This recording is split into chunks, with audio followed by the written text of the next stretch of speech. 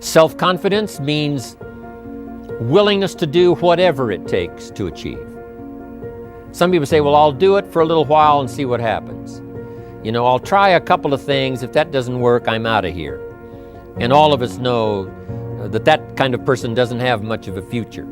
But if you're willing to do whatever it takes, if I have to learn a couple of things, I will learn those things. If I got to learn 5 or 6 things, I'll learn all 6. If I have to take an extra class, I'll take an extra class. If I've got to read the books, I'll read the books. If I have to consult with people who know more than I know, I will do the necessary consulting. Whatever it takes, I will do. That starts to develop unbelievable self-confidence.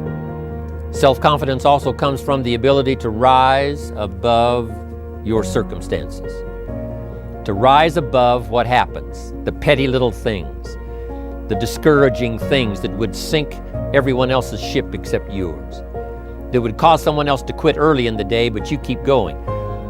That kind of willingness to overcome all circumstances, whether it's the little challenges or the big challenges. If you're willing to do that, I promise you, this kind of power will work for you, and in you, the variable, it'll make a difference. There's many parts to image. The image that others see you as, the image you have with other people. And it's very important how other people see you. If they don't see you as a leader, chances are they won't pay attention. If they don't see you as being in control, chances are they won't have the trust. If they don't see you as knowing where you're going, what you want to accomplish, they probably won't follow.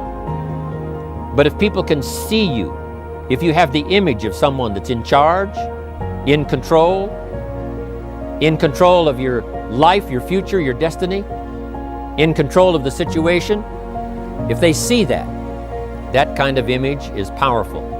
It helps to win the day. It attracts other people. People want to be around people that are in control, that are powerful, but they know how to use their power. Influential, but they know how to use their influence. That kind of image is important. Self-discipline, all of us have a challenge with that. Because sometimes it's easy, and especially if you're working hard, doing the best you can, it's easy sometimes to let up and let it go. But remember, so many people, especially now that we're as big as we are around the world, are counting on what we do.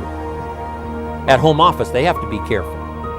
They have to be disciplined. It's easy for the person who ships the product from Herbalife says, oh, well, I'll wait until tomorrow to ship it. And then they go home and sleep like a baby. But the distributor who's waiting for that product doesn't sleep that night, or doesn't sleep when the product doesn't show on time. But if everybody will have the discipline to say, I will do the best job I can. I will make mistakes, of course, because we're all human, but I'll try to remedy those mistakes and do the best job I can. That kind of self-discipline.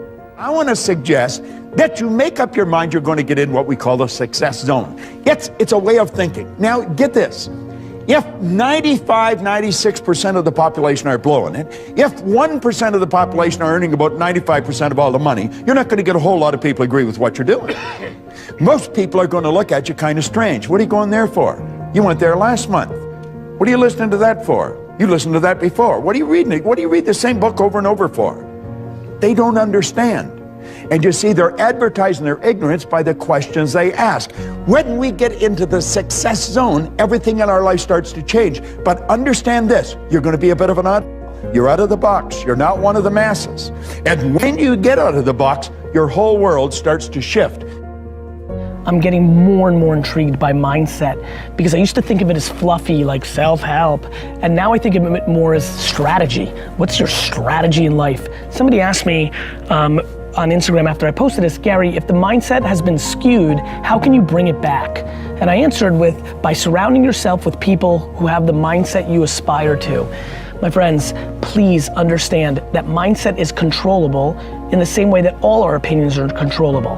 The key is to add more people with optimism and cut people with negativity. It's very, very simple. Now, it's very hard to cut people with pessimism, cynicism, and negativity when they are the people that are the closest to you, parents, siblings, spouse, But the bottom line is, if you're asking the question, I'm gonna give you the answer. The answer is add more people with positivity and optimism and cut people with pessimism and cynicism. Who you surround yourself matters. What content you consume matters. I basically suffocate myself for a long period of my time and created an environment that was based on offense and optimism, and now I know no different. Please do the same for you.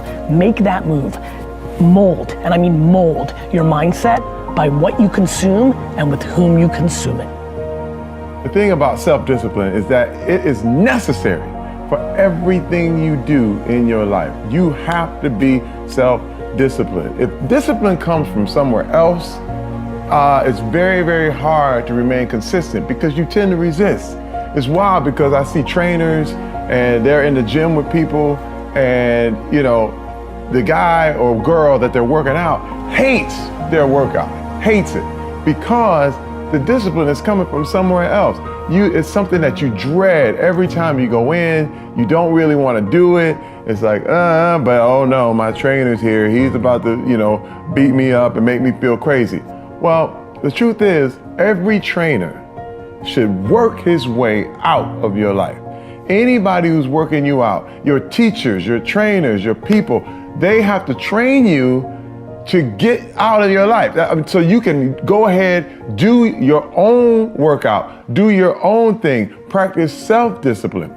Now, one thing I want to straighten out, big time. Discipline is not punishment. It's not. Discipline is training. That's all it is. I was talking to my son one time and I asked him, and it was weird because I was trying to see if he really knew what it was all about. And I said, hey man, I have to discipline you. What is discipline? And he goes, punishment. When I do something wrong and you punish me. I was like, no. Discipline is training.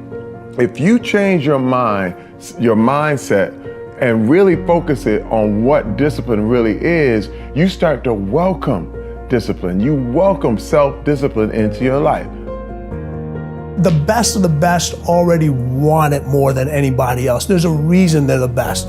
We talked about this earlier at lunch. They're the ones that show up to practice early. Okay, they're the ones taking the extra shots. They're the ones doing the wind sprints at the end. They're the ones, getting treatment, taking care of their body. They're showing up on off days. I mean, you're sending the guys home. You're saying you got to go home. You got to go home. Go home already. You got to tell them to leave. You don't have to tell them to show up. You got to tell them to leave. Wow. That's enough. You have people in your office, and you look at it.